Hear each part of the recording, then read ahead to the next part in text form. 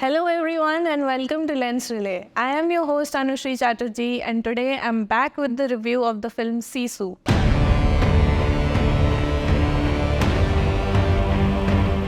So this film was first released in the Toronto International Film Festival in September 2022.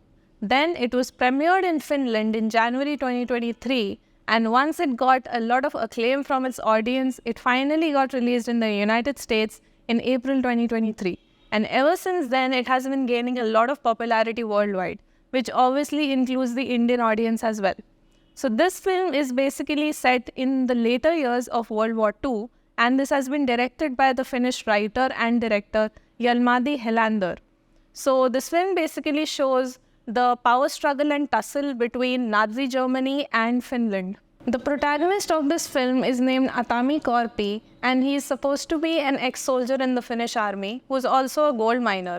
And he is feared by Germans and Russians alike because he is notorious to be a one-man killing army who has killed some 300 Russians all at once. And when he is encountered with the Nazi soldiers, he is subject to a lot of torture just to get his gold from him. And the amount of torture scenes which are shown, they are of course very gratuitous and violent, but it also gives a lot of authenticity into the World War setting, of course. And basically the protagonist comes out to be a very superhuman kind of a creature because you really would think that no human being ever can sustain those kind of injuries. I mean, we're not talking about just bullet wounds and fist fights. We're talking about tanks and missiles and landmines and grenades. Those are the kind of weapons that the protagonist seems to be overcoming and just resurrecting and coming back to get his gold. So this is one of the things which makes the story pretty interesting, because the actor who has played the role of Adavi has done a fabulous job in making a role which is totally unbelievable into a believable one.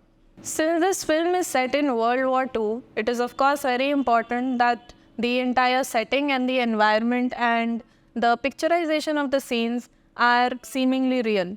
So there are like bunch of scenes where it is shown that whole towns and villages have been burnt, and there are distant sightings of nuclear bombs and atomic bombs setting off in the horizon. The scene of capturing of women of Finland and taking them away in the back of a truck.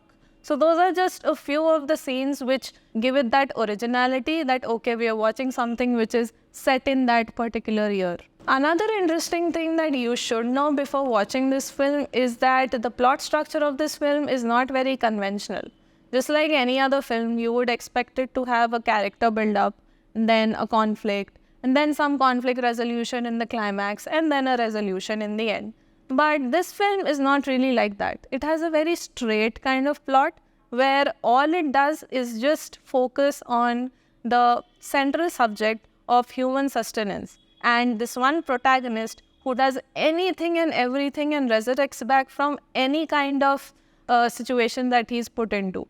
Those situations are pretty much all fatal. This film also maintains audience engagement through visuals, because it is important to mention that the film does not have too many dialogues, like not as many dialogues as you would expect a feature film to have. The main engagement that the audience gets is from the scenes and the fights and basically the cinematography of it all. Basically a very commendable thing on the part of the screenwriter and the cinematographer and the director, that they've managed to create a film which does not require too many words. The director of this film, Jalmari, Helander, is known to be someone who puts a lot of violent scenes in his films. So some of his earlier works include Rare Exports, A Christmas Tale, and Big Game. Both of these have been released sometime in 2010 and 2014.